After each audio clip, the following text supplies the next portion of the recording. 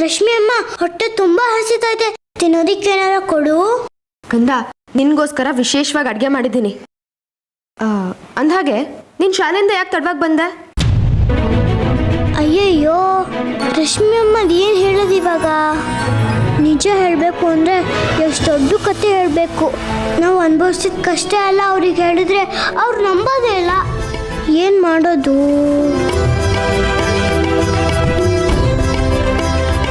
ಏನು ಯೋಚನೆ ಮಾಡ್ತಿದ್ಯೆ? ಏನು ಅಡುಗೆ ಮಾಡಿದ್ದೀನಿ ಅಂತನಾ? ನಿನಗಿಷ್ಟ ಅಂತ ಕೇಸರಿ ಬಾತ್ ಮಾಡಿದ್ದೀನಿ. ಕೇಸರಿ ಬಾತ್ ತಿಂದು ಸ್ವಲ್ಪ ಖಾರ ತಿನ್ನು. ಅಂದಾಗೆ ನೀನು ಶಾಲೆಯಿಂದ ಯಾಕೆ ತಡವಾಗಿ ಬಂದೆ ಅಂತ ಹೇಳೇ ಇಲ್ಲ. ಇನ್ಯಾಕೆ ಅಂತ ಗೊತ್ತಾಗ್ಲಿಲ್ವೇನಮ್ಮ? ಆ ಶಾಲೆ ಬಿಟ್ಟೇನು ಮನೆಗೆ ಬರ್ತಾಳ? ಆ ಗೆಳೆಯರ ಜೊತೆ ಸೇರ್ಕೊಂಡು ಮೈದಾನದಲ್ಲಿ ಆಟ ಆಡಿ ಸುಸ್ತಾಗಿ ಮನೆಗೆ ಬರ್ತಾಳೆ ಅಲ್ವೇ ನೀರನ್ಮಯಿ? ಮುತ್ತಜ್ಜಿ, ಬಂಬಾಟ್ ಉಪಾಯ ಹೇಳಿದೆ, ಇದನ್ನೇ ಹೇಳಿದಾಯ್ತು. ಅಮ್ಮ ಮಹಾತಾಯಿ, ಸುಳ್ಳು ಹೇಳೋ ಅಂತ ಸಂದರ್ಭ ಬಂದಿದೆ. ಇದರಿಂದ ಯಾರಿಗೂ ತೊಂದರೆನೂ ಆಗಲ್ಲ. ನನ್ನ ಕ್ಷಮಿಸ್ಬಿಡಮ್ಮ.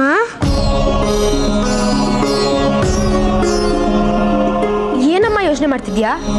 ಅಜ್ಜಿ ಹೇಳ್ತಿರೋದು ನಿಜಾನಾ ಅಥವಾ ಬೇರೆ ಏನಾದರೂ ಸಾಹಸ ಮಾಡ್ಕೊಂಡ್ ಬಂದಿದ್ಯಾ? ಇಲ್ಲ ಇಲ್ಲ ರಶ್ಮಿ ಅಮ್ಮ, ಅಜ್ಜಿ ಹೇಳ್ತಿರೋದು ನಿಜಾನೇ. ಅಯ್ಯೋ, ನಾನು ಮತ್ತೆ ಹೋದೆ ನೋಡಿ. ನಾನು ಇವತ್ತು ತಡವಾಗಿ ಬರ್ತೀನಿ ಅಂತ ಹೇಳಕ್ಕೆ ತಪ್ಪಾಯ್ತು ರಶ್ಮಿ ಅಮ್ಮ, ನಾನು ಕ್ಷಮಿಸ್ಬಿಡಿ. ಸರಿನಮ್ಮ, ಇನ್ನು ಮುಂದೆ ಇಂಥ ತಪ್ಪೆಲ್ಲ ಮಾಡಬಾರ್ದು, ಸರಿನಾ? ಬಾ ಕೇಸರಿ ಬಾತ್ ತಿನ್ನುವಂತೆ.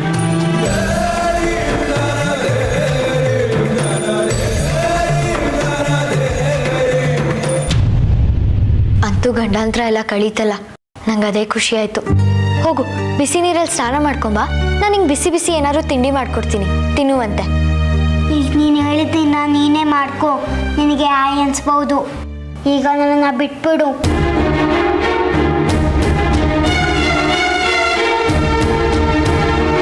ಬಾಗ್ಲು ಹಾಕೊಂಡ್ಬಿಡ್ವೆ ಸೌಗಂಧಿ.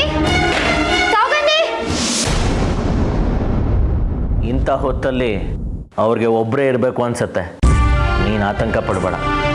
ಅಲ್ಲ ರೀ, ಆ ಕಾಡು ಮೇಡೆಲ್ಲ ಅಲ್ಕೊಂಡು ಏನಾದರೂ ತಿಂದಿರ್ತಾಳೋ ಇಲ್ವೋ, ಅವಳ ಹೊಟ್ಟೆಗೆ ಏನಾದರೂ ಹಾಕೊಳ್ಳಿ ಅಂತ ಅಷ್ಟೇ ನನ್ನ ಕಾಳಜಿ.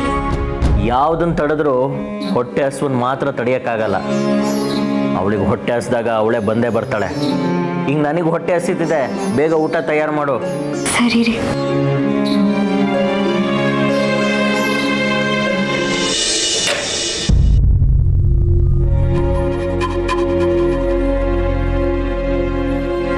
ಸೌಗಂಧಿ, ಎಲ್ರಿಗೂ ನನ್ನ ಮೇಲೆ ಅಲ್ವಾ ಕೋಪ? ನಾನೇ ತಪ್ಪಾಡಿರೋದು. ನಿನ್ನ ದುಃಖ ನನಗೆ ಅರ್ಥ ಆಗತ್ತೆ ಕಣೋ. ಅವಮಾನ ಮನುಷ್ಯನಿಗೆ ಎಷ್ಟು ಹಿಂಸೆ ಕೊಡುತ್ತೆ ಅಂತ ನನಗೆ ಚೆನ್ನಾಗಿ ಗೊತ್ತಿದೆ. ಆದರೆ ಅದನ್ನ ಗೆದ್ದು ನಿಲ್ಲಬೇಕು, ಅಳಬಾರ್ದು. ನಿನ್ನ ಕಷ್ಟ ಏನು ಅಂತ ನನ್ನ ಹತ್ರ ಹೇಳ್ಕೊಂಡ್ರೆ ಅಲ್ವಾ ಅದಕ್ಕೆ ಪರಿಹಾರ ಹುಡುಕ್ಬೋದು. ಇಲ್ಲ ಇಲ್ಲ ಇಲ್ಲ, ನನ್ನ ಕಷ್ಟ ನಿಮಗೆ ಯಾರಿಗೂ ಅರ್ಥ ಆಗಲ್ಲ. ಸುಮ್ಮನೆ ನನ್ನ ಮೇಲೆ ಕೋಪ ಮಾಡ್ಕೋತೀರಾ. ಇದಕ್ಕೆ ಪರಿಹಾರ ಇಲ್ಲ. ಹೋಗಿ ಹೋಗಿ, ಎಲ್ರು ನನ್ನಿಂದ ದೂರ ಹೋಗಿ. ಈಗ ಗೊತ್ತಾಯ್ತೇನ್ರಿ ಇವಳಿಗೆ ಎಷ್ಟು ದುರಾಂಕಾರ ಇದೆ ಅಂತ. ನಾನ್ ಬೈದಾಗ ನೀ ಮುದ್ಸಿ, ನೀ ಬೈದಾಗ ನಾನ್ ಮುದಿಸ್ತೀನಿ. ಅದಕ್ಕೆ ಇವಳಿಗೆ ಅಹಂಕಾರ ಜಾಸ್ತಿ ಆಗಿರೋದು. 4 ಬಾರಿಸಿ ಮೈ ಮೇಲೆ ಬರೆ ಹೇಳಿದ್ರೆ ಆಗ ನೆನ್ಪಕ್ ಬರತ್ತೆ ಎಲ್ಲ. ಕೆಟ್ಟ ಕೆಲಸಗಳನ್ನ ಮಾಡಬಾರ್ದು, ಬೇರೆಯವ್ರಿಗೆ ತೊಂದರೆ ಕೊಡಬಾರ್ದು ಅಂತ. ನೀವ್ ಬನ್ರಿ ಈ ಕಡೆ, ನಾನು ಇವಳಿಗೆ ಬುದ್ಧಿ ಕಲಿಸ್ತೀನಿ. ಆಯ್ತು, ನನಗೆ ಕರೀರಿ, ಬನ್ನಿರಿ, ಸಾಯಿಸ್ರಿ ನನ್ನನ್ನ. ಅವಾಗ ನಿಮಗೆ ಸಮಾಧಾನ ಆಗುತ್ತೆ ಅಲ್ವಾ? ಯಾಕೆ ನನಗೆ ಮನೆ ಕರ್ಕೊಂಡು ಬಂದ್ರಿ? ದೇವಿಕಾ, ನೀನು ಸ್ವಲ್ಪ ಸುಮ್ಮನೆ ಇರ್ತೀಯಾ? ಮನೇಲಿ ಎಲ್ಲರೂ ಕೂಗಾಡಿದ್ರೆ ನೆಮ್ಮದಿಯಾಗಿರಕ್ಕಾಗತ್ತ ಹೇಳು? ನನ್ನ ಮಗಳ ಬಗ್ಗೆ ನನಗೆ ಗೊತ್ತಿದೆ. ಪಾಪ ಅವಳು ಇದೆಲ್ಲ ಮಾಡಿರಲ್ಲ. ಯಾರೋ ಇದರಿಂದ ಇದ್ದಾರೆ, ಯಾರೋ ಪ್ರಚೋದಿಸ್ತಿದ್ದಾರೆ. ಅದಕ್ಕೆ ಅವಳು ಬಲಿ ಆಗ್ತಿದ್ದಾಳೆ ಅಷ್ಟೇ. ಮಗಳೇ, ಹೇಳು ಪುಟ್ಟ, ಯಾರು ನಿಂಗೆ ಇದೆಲ್ಲ ಮಾಡು ಅಂತ ಹೇಳ್ತಿರೋದು? ಹಿರಣ್ಮೈನ ಹುಚ್ಕಾಡಿಗೆ ಕರ್ಕೊಂಡೋಗ್ಬಿಡು ಅಂತ ಯಾರು ಹೇಳಿದ್ದು? ನೀನ್ ಎಲ್ಲ ಸತ್ಯನ ಹೇಳಿದ್ರೆ ತಾನೆ ನೀನ್ ತಪ್ಪಲ್ಲ ಅಂತ ನಮಗೆ ಗೊತ್ತಾಗೋದು.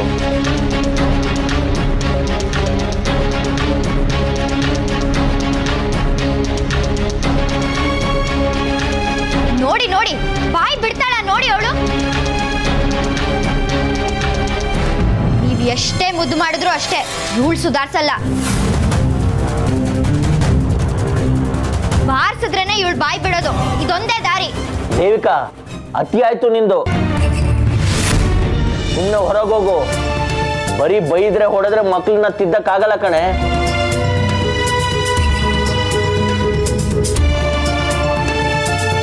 ನನ್ನ ಮಗಳು ಈಗ ಜಾಣೆ ಆಗಿದ್ದಾಳೆ, ಅವಳೇ ಎಲ್ಲನೂ ಹೇಳ್ತಾಳೆ. ನೀನ್ ಸುಮ್ಮನೆ ಇರು.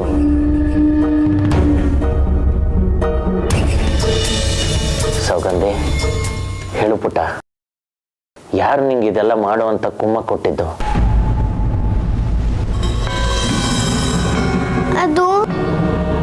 ಅದು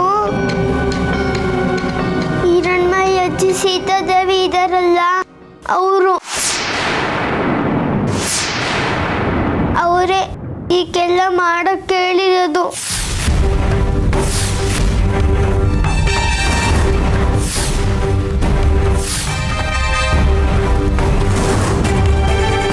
ಈ ನಮ್ಮ ಚಕ್ರಾಪುರಿ ಇದೆಯಲ್ಲ, ಇದರ ಉತ್ತರ ಕಡೆ ಒಂದು ಕಾಲುವೆ ಇದೆ. ಆ ಕಾಲುವೆ ದಾಟ್ಕೊಂಡು ಹೋದ್ರೆ ಅಲ್ಲಿ ಒಂದು ಮತಿಗೆಟ್ಟ ಕಾಡು ಅಂತಿದೆ. ಅದಕ್ಕೆ ಹುಚ್ಚುಕಾಡು ಅಂತಾನೂ ಕರೀತಾರೆ. ಈಗ ನೀನು ಆ ಹಿರಣ್ಮೈನ ಹೇಗಾದ್ರೂ ಮಾಡಿ ಆ ಕಾಡೊಳಗೆ ಕರ್ಕೊಂಡು ಹೋದ್ರೆ ಅವಳಿಗೆ ಹುಚ್ಚಿಡಿಯತ್ತೆ.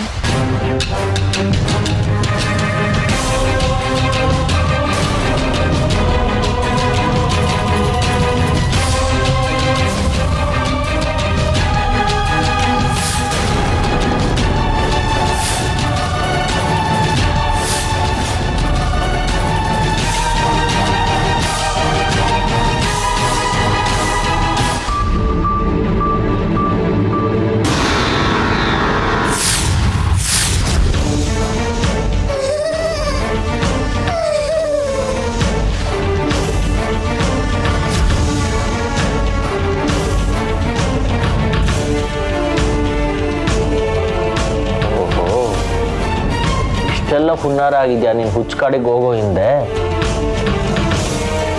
ನಾನು ಹೇಳಿಲ್ವಾ ದೇವಿಕಾ, ಇದು ಯಾರ್ದೋ ಕೆಲಸ ಅಂತ? ದೇವಿಕಾ, ಒಂದು ಕೆಲಸ ಮಾಡೋಣ.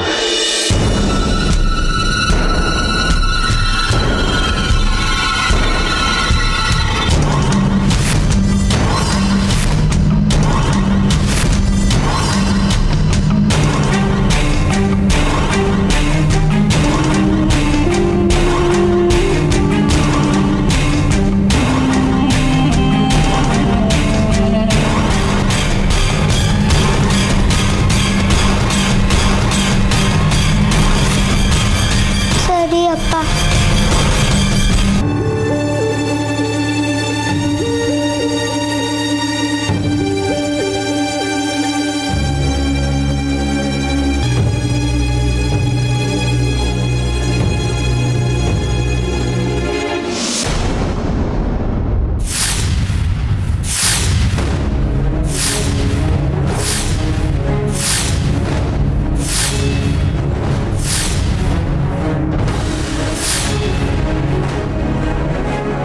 ನೀನೇನೆ ಇಲ್ಲಿ?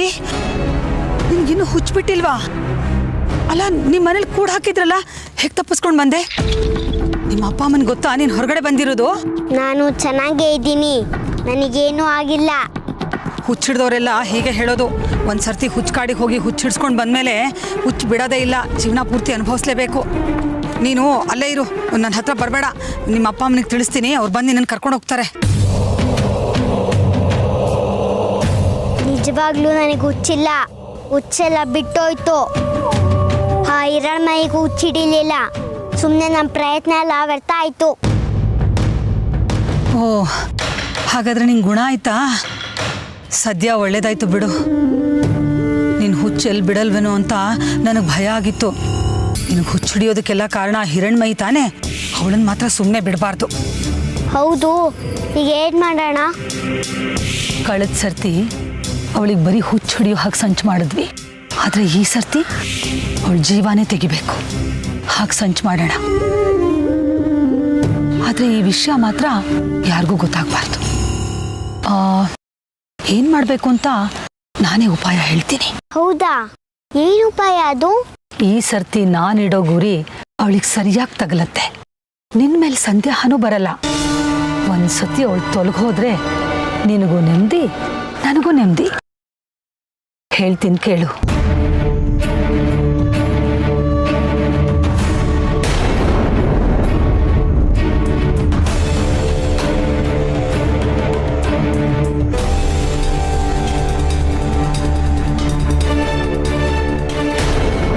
ಈಗ ನೀವ್ ಹೇಳಿದ ಉಪಾಯ ಫಲಿಸುತ್ತಾ? ಏನೂ ತೊಂದರೆ ಆಗಲ್ಲ ತಾನೆ? ಎಂಥದ್ದು ಆಗಲ್ಲ. ಸುಮ್ಮನೆ ನಾನು ಹೇಳೋದನ್ನ ನೀನು ಮಾಡ್ತಾ ಹೋಗು ಅಷ್ಟೇ. ಶಭಾಷ್.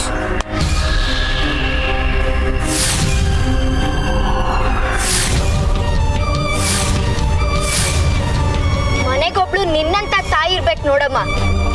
ದೇಶದ ತುಂಬಾ ನಿನ್ನಂತ ದುಷ್ಟರೇ ತುಂಬ್ಕೊಂಡ್ಬಿಡ್ತಾರೆ. ನೀವು ಇಷ್ಟೊತ್ತು ಇಲ್ಲೇ ಇದ್ರಾ? ಅಂದ್ರೆ ಇವ್ರ ಜೊತೆನೆ ಬಂದಿದ್ದೀರಾ? ಹೌದಮ್ಮ, ನನ್ನ ಮಗಳು ಹಾಳಾಗ್ತಿರೋದು ಯಾರಿಂದ ಅಂತ ತಿಳ್ಕೊಬೇಕಾಗಿತ್ತು. ಅದಕ್ಕೆ ಅವಳನ್ನ ಮುಂದೆ ಬಿಟ್ಟು ನಾನು ಮರೆಯಲ್ಲಿದ್ದೆ. ಈಗ ಎಲ್ಲ ಬಣ್ಣ ಬಯಲಾಯ್ತಲ್ಲ. ಮನುಷ್ಯ ನೀವು? ಛೀ! ಏನ್ರಿ ಹಾಗೆಲ್ಲ ಮಾತಾಡ್ತೀರಾ? ಮತ್ತಿನ್ನೇನ್ರಿ ಮಾತಾಡ್ಬೇಕು? ನೀವ್ ಮಾಡ್ತಿರೋ ಗನಂದಾರಿ ಕೆಲ್ಸಕ್ಕೆ ಮಕ್ಳ ಮನ್ಸಲ್ಲಿ ಜೊತೆಗಿರೋರ್ ಬಗ್ಗೆ ಪ್ರೀತಿ ಪಾಠ ಹೇಳ್ಕೊಡೋದ್ ಬಿಟ್ಟು ವಿಷದ ಬೀಜ ಬಿತ್ತಿರಲ್ರಿ. ದೊಡ್ಡೋರೇ ಆ ಹುಚ್ಕಾಡಿಗೆ ಹೋಗಕ್ ಹೆದರ್ಕೋತಾರೆ. ಅಂತದ್ರಲ್ಲಿ ಈ ಎಳೆ ಮಕ್ಕಳನ್ನ ಅಲ್ಲಿ ಹೋಗೋ ಹಾಗೆ ಮಾಡಿದ್ಯಲ್ಲ, ಎಂತ ರಾಕ್ಷಸಿ ಇರ್ಬೋದು ನೀನು. ಸ್ವಲ್ಪ ಮರ್ಯಾದೆ ಕೊಟ್ಟು ಮಾತಾಡಿ. ನಿಮಗಿಂತ ಜಾಸ್ತಿ ವಯಸ್ಸಾಗಿದೆ ನನಗೆ. ನಿಮ್ಮ ಅಮ್ಮನ ಹಾಗೆ ನಾನು. ಮುಚ್ಚೆ ಬಾಯಿ. ನಿನಗೇನ್ ಮರ್ಯಾದೆ ಕೊಡೋದು? ಏನು ಅರಿದಿರೋ ನನ್ನ ಮಗಳಿಗೆ ಇನ್ನೊಂದು ಮುಗ್ಧ ಹುಡುಗಿನ ಕೊಲ್ಲೋಕ್ ಉಪಾಯ ಹೇಳ್ಕೊಡ್ತಿದ್ಯಲ್ಲ. ನೀನು ಒಬ್ಳು ಮನುಷ್ಯಳ. ಹಿರಣ್ಮಯಿ ನಿನ್ ಮೊಮ್ಮಗಳು ಸಮಾನ. ಅವಳನ್ನ ನಿನ್ ಮಗಳು ಎಷ್ಟು ಹಚ್ಕೊಂಡಿದ್ದಾಳೆ. ಅವಳನ್ನೇ ಕೊಲ್ಲಕ್ ಹೊರಟಿದ್ಯಲ್ಲ. ನಾನ್ ಮನುಷ್ಯಳೋ ಇಲ್ವೋ ಅನ್ನೋದನ್ನ ಪ್ರಶ್ನೆ ಮಾಡೋದಕ್ಕೆ ಮೊದಲು ನಿನ್ನ ಮಗಳನ್ನ ನೀನ್ ಹೇಗ್ ಬೆಳೆಸಿದೀನಿ ಅನ್ನೋದನ್ನ ತಿಳ್ಕೊ. ನಾನು ಏನ್ ಬೇಕಾದ್ರೂ ಹೇಳ್ತೀನಿ, ಅದನ್ನ ಅವಳು ಕೇಳ್ತಾಳೆ ಅಂದ್ರೆ ನಿನ್ನ ಮಗಳು ಇನ್ನೆಂಥವಳು ಇರ್ಬೇಕು. ಮುತ್ಕಿ, ನಾನು ಆಗ್ಲಿಂದಾನೆ ಗಮನಿಸ್ತಾನೆ ಇದ್ದೀನಿ. ಮಾಡ್ರೋ ತಪ್ಪನ್ನೇ ಸರಿ ಅಂತ ವಾದಿಸ್ತಿದ್ಯಲ್ಲ, ನಾಚಿಕೆ ಆಗಲ್ವಾ ನಿನ್ಗೆ? ಓಹೋ, ಗಂಡ ಹೆಂಡತಿ ಮಾತಾಡ್ಕೊಂಡೇ ಬಂದ್ಬಿಟ್ಟಿದ್ದೀರಾ? ಮೊದಲು ಮಗಳು, ಆಮೇಲೆ ಅಮ್ಮ, ಆಮೇಲೆ ನಾನ್ ಬರ್ತೀನಿ ಅಂತ ಎಲ್ಲಾ ಯೋಜನೆ ಸಿದ್ಧ ಮಾಡ್ಕೊಂಡು ಬಂದ ಹಾಗಿದೆ. ಹೌದು ಕಣೋ, ನಾನ್ ಕೆಟ್ಟವಳೆ. ನಿನಗೆ ಹೇಗೆ ನಿನ್ನ ಮಗಳ ಬಗ್ಗೆ ಕಾಳಜಿ ಇದೆಯೋ, ನನಗೂ ನನ್ನ ಮಗಳ ಬಗ್ಗೆ ಕಾಳಜಿ ಇದೆ. ಅದಕ್ಕೆ ನಾನು ಹೀಗೆ ಮಾಡ್ತಾ ಇರೋದು. ಏನಿವಾಗ? ಓ, ಇನ್ನು ಇವಳಿಗೆ ಬುದ್ಧಿ ಹೇಳಿ ಉಪಯೋಗ ಇಲ್ಲ. ಇವಳನ್ನ ಹೇಗೆ ವಿಚಾರಿಸ್ಕೋಬೇಕು ಹಾಗೆ ವಿಚಾರಿಸ್ಬೇಕು. ದೇವಿಕಾ, ಎಳ್ಕೊಂಬ ಈ ಮುತ್ಕಿನ. ದೇವಸ್ಥಾನದಲ್ಲಿ ಪಂಚಾಯತಿ ಸೇರಿಸಿ ವಿಚಾರಣೆ ಮಾಡ್ಸೋಣ. ಊರಿನ ಪದ್ಧತಿ ಇನ್ನೂ ಗೊತ್ತಿಲ್ಲ ಈ ಮುತ್ಕಿಗೆ. ಎಳ್ಕೊಂಬ. ಹೇ, ಹುಷಾರ್. ಮುಟ್ಟುಗಿಟ್ಟಿದ್ರೆ ಏನು? ನೀವಿಬ್ರು ಹೆದರ್ಸ್ಬಿಟ್ರೆ ನಾನು ಬಂದ್ಬಿಡ್ತೀನಿ ಅನ್ಕೊಂಡ್ಬಿಟ್ಟಿದ್ದೀರಾ? ನನ್ನ ಮಗಳೇ ಪೊಲೀಸಲ್ಲಿದ್ದವಳು. ನನಗೆಲ್ಲ ಕಾನೂನು ಗೊತ್ತು. ಇಂಥ ಕೆಟ್ಟ ಹುಳನ ಹೆತ್ತಿದ್ದೀರಲ್ಲ, ನಿಮ್ಮಂಥವ್ರು ನನ್ನನ್ನು ಪಂಚಾಯಿತಿ ಮುಂದೆ ನಿಲ್ಲಿಸ್ಬಿಟ್ಟು ಅವಮಾನ ಮಾಡಕ್ ನೋಡ್ತೀರಾ? ಲೋ ಶಾಸ್ತ್ರಿಗಳ ಮಗನೇ, ನಿನ್ ದರ್ಬಾರ ಏನಿದ್ರು ದೇವಸ್ಥಾನದಲ್ಲಿಟ್ಕೋ. ನನ್ನ ಹತ್ರ ನಡೆಯಲ್ಲ. ಇಲ್ಲಿಂದ ಹೋದ್ರೆ ಸರಿ, ಇಲ್ಲಾಂದ್ರೆ ನಾನು ಏನ್ ಮಾಡ್ತೀನಿ ಅಂತ ನನಗೆ ಗೊತ್ತಿಲ್ಲ.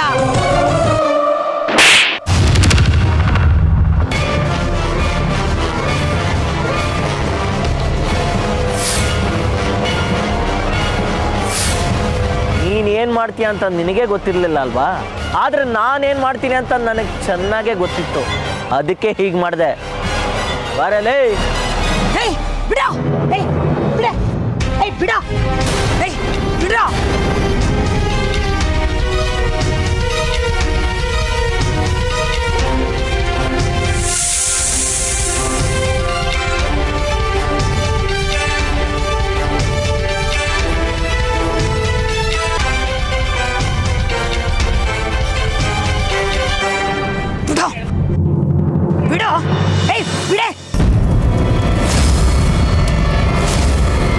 ನಿಂತ್ಕೊಡ್ರಪ್ಪ. ಯಾತಕ್ಕಪ್ಪ ನನ್ನ ಹೆಂಡ್ತಿನ ಹೀಗೆ ಹೇಳ್ಕೊಂಡು ಹೋಗ್ತಾ ಇದ್ರಾ?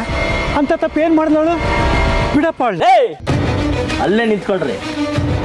ಏನಾಯ್ತು ಅಂತ ನನಗೆ ಯಾಕೆ ಕೇಳ್ತೀರಾ? ನಿಮ್ಮ ಹೆಂಡತಿಗೆ ಕೇಳಿ.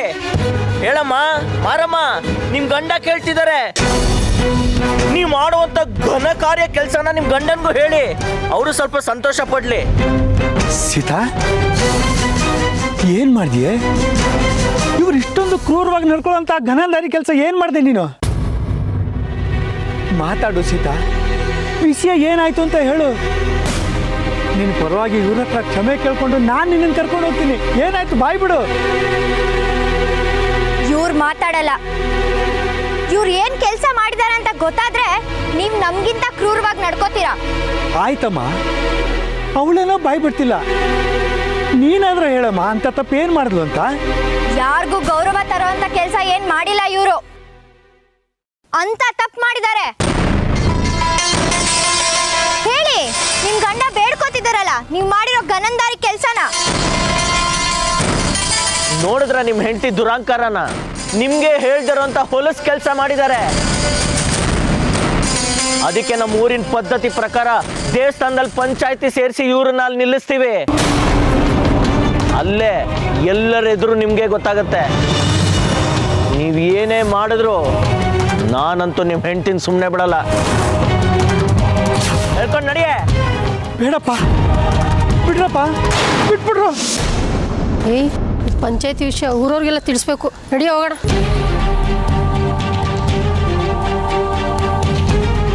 ಹೌದು, ಒಡೆಯಂದ್ರು ಬಂಗಾರಿಗೆ ಈ ವಿಷಯನ ಮುಖ್ಯವಾಗಿ ತಿಳಿಸ್ಬೇಕು. ಈ ಊರಿನ ಜನನ ಎದುರ್ಸಕ್ಕೆ ಅವರೇ ಸರಿ, ಅವರೇ ಸರಿ. ರಶ್ಮೆ, ರಶ್ಮೆ, ಸ್ವಲ್ಪ ಬೇಗ ಬಾಮ್ಮ.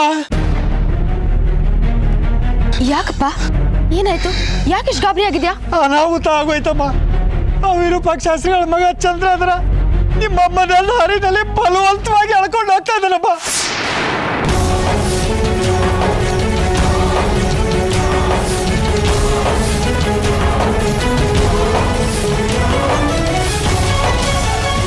ಅವ್ರು ಯಾಕಪ್ಪ ಅಮ್ಮನ ಹೇಳ್ಕೊಂಡು ಹೋದ್ರು? ನನಗೂ ಅದೇ ಅರ್ಥ ಆಗ್ತಾ ಇಲ್ಲಮ್ಮ. ಯಾಕೆ ಹೀಗೆಲ್ಲ ಮಾಡ್ತಿದ್ದೀರಾ ಅಂದೆ. ದೇವಸ್ಥಾನಕ್ಕೆ ಬನ್ನಿ, ಪಂಚಾಯತಿನಲ್ಲಿ ಎಲ್ಲ ಹೇಳ್ತೀವಿ ಅಂತ ಉತ್ತರನೂ ಕೊಡದೆ ಹೊರಟೋಗ್ಬಿಟ್ಟಮ್ಮ.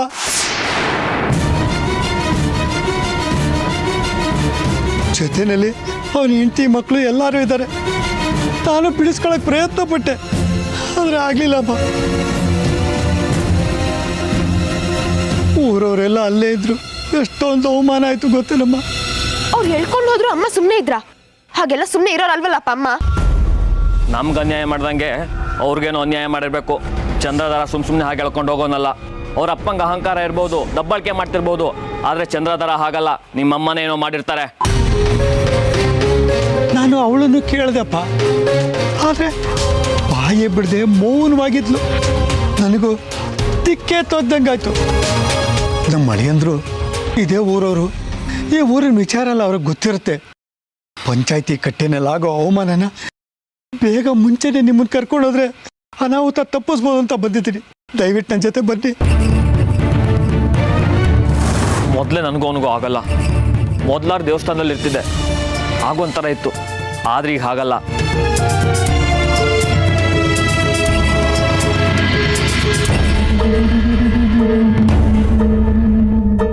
ಬಂಗಾರಿ ಅವರೇ, ದಯವಿಟ್ಟು ಬನ್ನಿ. ಅಲ್ಲಿ ಏನು ಪರಿಸ್ಥಿತಿ ಅಂತ ತಿಳ್ಕೊಂಡು ಅಮ್ಮನ್ನ ಬಿಡಿಸ್ಕೊಂಡ್ ಬಂದ್ಬಿಡೋಣ. ಇಲ್ಲ, ನಾನು ಬರಲ್ಲ. ಯಾಕೋ ಹಾಗೆ ಹೇಳ್ತಿದ್ಯಾ? ನಮ್ಮೂರ್ ಕಷ್ಟದಲ್ಲಿದ್ದಾರೆ ಅಂದ್ಮೇಲೆ ನಮ್ಮ ದ್ವೇಷನೆಲ್ಲ ಮರೆತು ಮೊದ್ಲು ಅಲ್ಲಿಗೆ ಹೋಗಿ ಸಮಾಧಾನ ಮಾಡಿ ಮನೆ ಕರ್ಕೊಂಡ್ ಬಾ.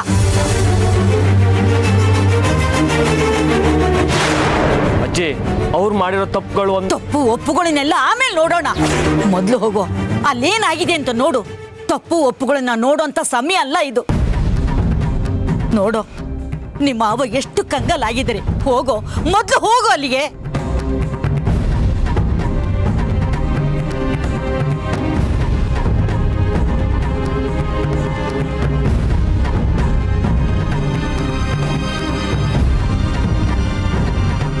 ನಿಮ್ಮ ಕೈ ಮುಗಿತೀನಿ, ದಯವಿಟ್ಟು ಬಂದು ನನ್ನ ಹೆಂಡ್ತಿನ ಉಳಿಸ್ಕೊಡಿ. ನಿಮಗೆ ಕೋಟಿ ಪುಣ್ಯ ಬರುತ್ತೆ. ಬೇಕಾದ್ರೆ ನಿಮ್ಮ ಕಾಲು ಹಿಡಿತೀನಿ. ದೂರ ನಿಂತ್ಕೊಳ್ಳಿ, ಹಾಗಲ್ಲ ಮಾಡಬೇಡಿ.